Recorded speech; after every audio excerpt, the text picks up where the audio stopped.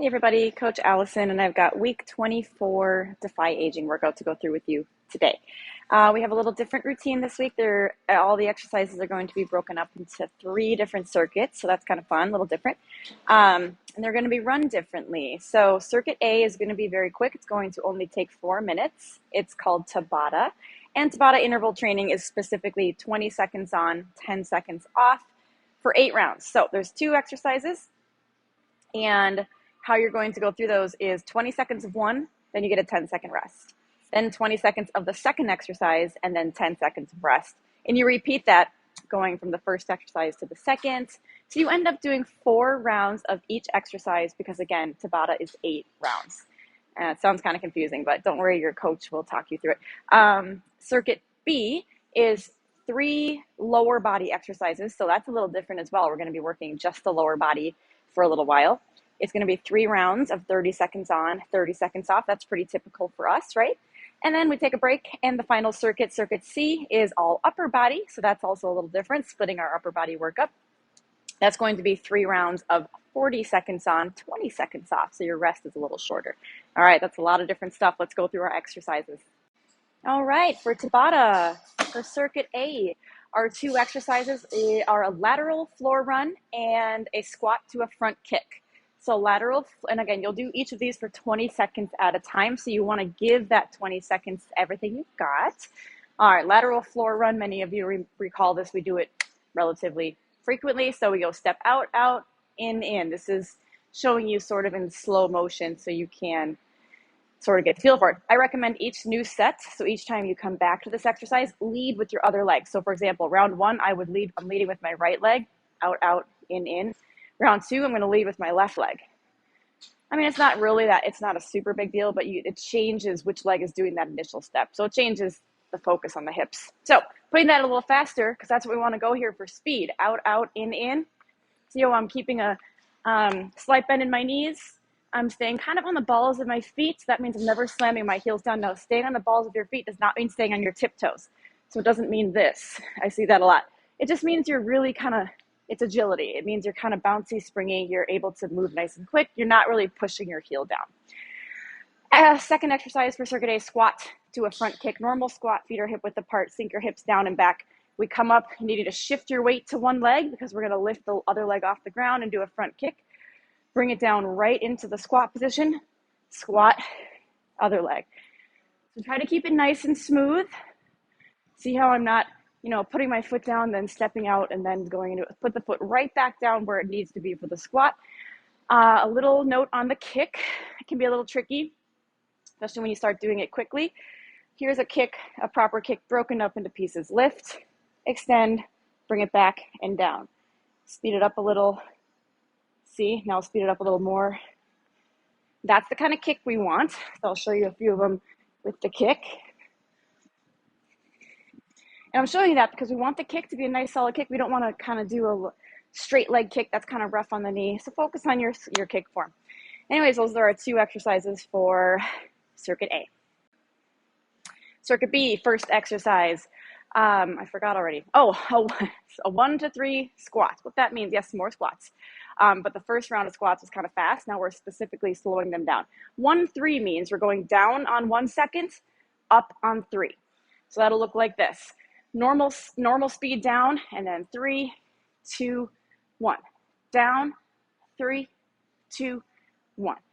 All right, so so fast or normal on the way down, and 3 seconds on the way up. Be honest with that 3 seconds. Don't go 1, 2, 3.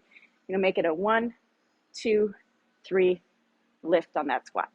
Exercise 2 for circuit B, dumbbell deadlifts. We do deadlifts a lot for those of you who have been with us for quite a while. All right, weight in each hand. I liked for a dumbbell, did I say?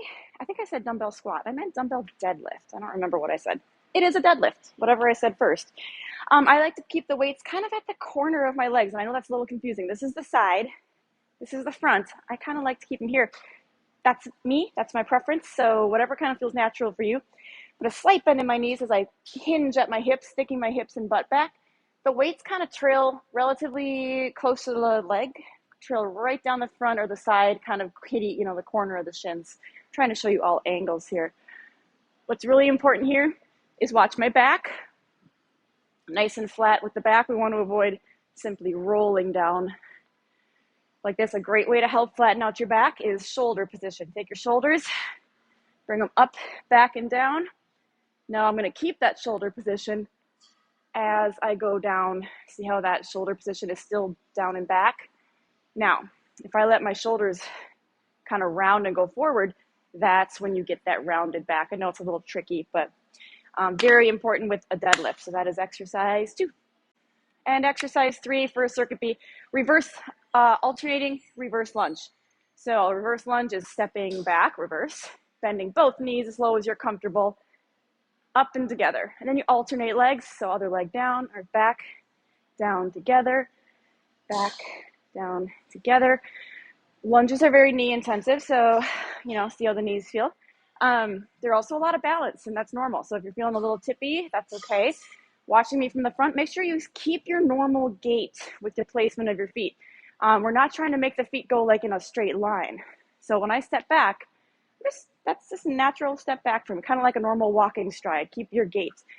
Last reminder with lunges, make sure we're not folding forward like this. Instead, you actually want to keep your back up really tall and straight. Think of it more like just sinking a little bit down, coming straight up. Pretend you're trying to keep your back pressed up against the wall, nice and flat. So that's our reverse alternating lunge. Circuit C, first exercise, half kneel, single arm overhead press. I know it's a long title, but it's very descriptive. Half kneel is this. I don't have a mat down, so that didn't feel so great on the knee. One knee down, one knee up. That's the best angle to get the visual here. Yep. The side with the leg that's down, that is the arm you are pressing with. So my right knee is down. My right arm has the weight.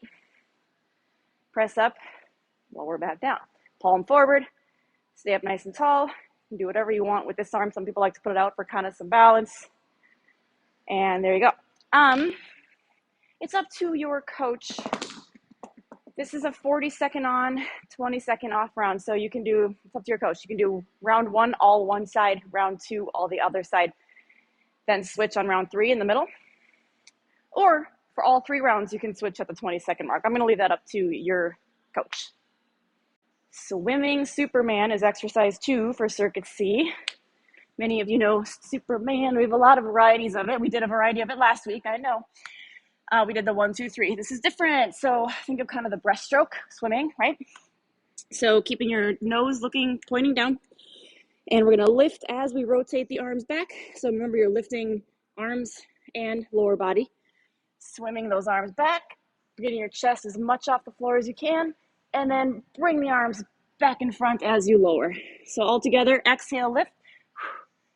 Inhale, relax down. Exhale, lift. Inhale, relax down. That is working the entire posterior chain of your body. So yeah, rear delts, rear shoulders, upper back, middle back, lower back, glutes, hamstrings, all the good stuff.